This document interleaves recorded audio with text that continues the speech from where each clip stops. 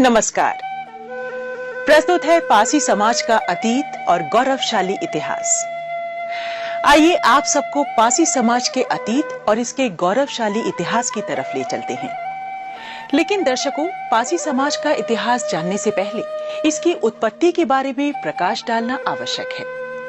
वैसे तो पासी समाज की उत्पत्ति के बारे में पर्याप्त स्रोतों की कमी है, फिर भी पासी जाति के बारे में 18वीं शताब्दी के प्रशासनिक अधिकारियों द्वारा लिखी पुस्तकों से पर्याप्त जानकारी मिलती है। ब्रिटिश लेखक विलियम क्रुक ने सन 1896 ईस्वी में अपनी पुस्तक the tribes and caste in north provinces and Awadh में पासी उत्पत्ति के विषय में लिखा है कि पासी शब्द संस्कृत शब्द पासिका से लिया गया है, जिसका अर्थ है फंदे का प्रयोग करने वाला। हिंदी में भी पास व पासा का अर्थ भी फंदा ही होता है। एक अन्य कथानक के अनुसार पासी नाम दो शब्दों से बना है।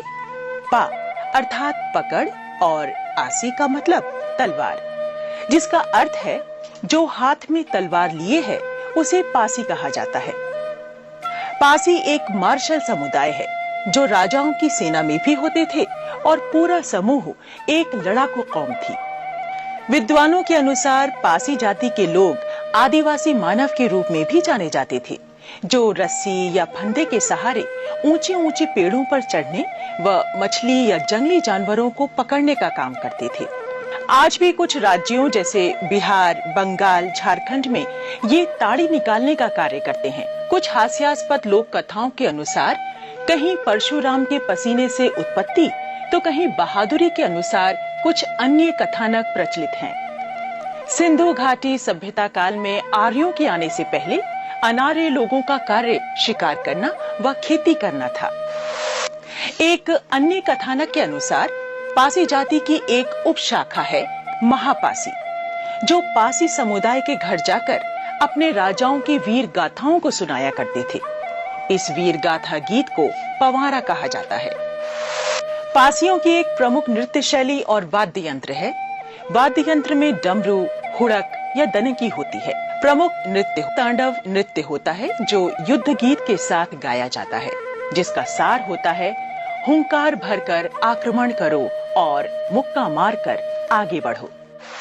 तो आइए दोस्तों, जानते हैं कि पासी समाज कितनी उपजातियों तथा उपनामों में बटा है। पासी समाज आज देश के कई प्रांतों में अलग अलग उपजातियों के नाम से जाने जाते हैं। जैसे बंगाल, बिहार में दुशाद, पासवान, चौधरी, तो मध्य प्रदेश में बौरासी, बावरिया, कैंथवास तथा उत्तर प्रदेश में पासी, राजपासी, मोथी, अर्ख, भर, गुजर, धानुक, त्रिशूलिया, रावत, चिड़ीमार, राजवंशी, अहेलिया, बहेलिया, खटिक, तरमाली, भार्गव, कोल, पसमंगता, कमानिया आदि नामों से जाने जाते हैं। दोस्तों, आप जानते हैं पासी समाज का इतिहास एक बहादुरी से भरा इतिहास है। इतिहास के पन्नों से पता चलता है कि 9वीं शताब्दी से लेकर 13वीं शताब्दी तक देश के उत्तरी भूभाग, विशेषकर आधुनिक उत्तर प्रदेश के कई भूभाग में जैसे बाराबंकी, हरदोई, उन्नाव, लखनऊ, सीतापुर, रायबरेली, लखीमपुर खीरी आदि में पासी राजाओं का आधिपत्य रहा। इनकी कहानी हमारे मौजूदा किले के ध्वंसावशेष बता रहे हैं। Doctor KP. जायसवाल इतिहासकार के अनुसार 140 ईस्वी से 350 ईस्वी के मध्य में राजपासी, राजभर, भारशिव, नागवंशी लोगों ने उत्तरी भारत में शासन किया और बाद में कुषाणों से लोहा लेकर हिंदू धर्म को पुनर्जीवित किया।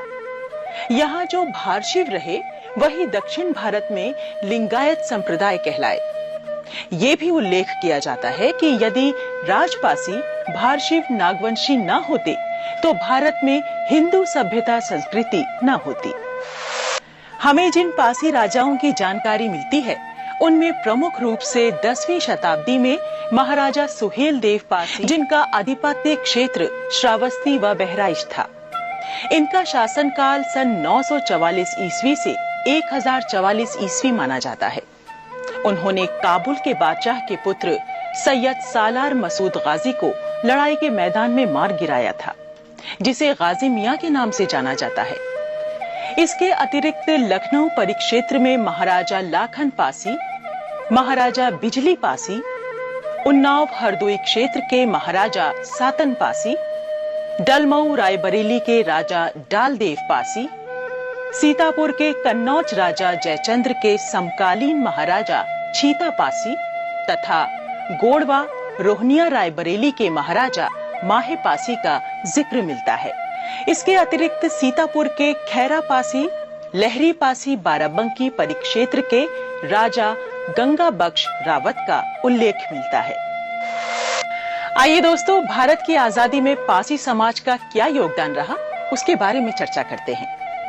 भारत के स्वतंत्रता संग्राम में पासी समाज का महत्वपूर्ण योगदान रहा है। देश की रक्षा के लिए अनेक पासियों ने अंग्रेजों के आगे झुकना अपना अपमान समझा तथा आखिरी दम तक मातृभूमि की रक्षा के लिए अपने प्राणों की आहुति दे दी।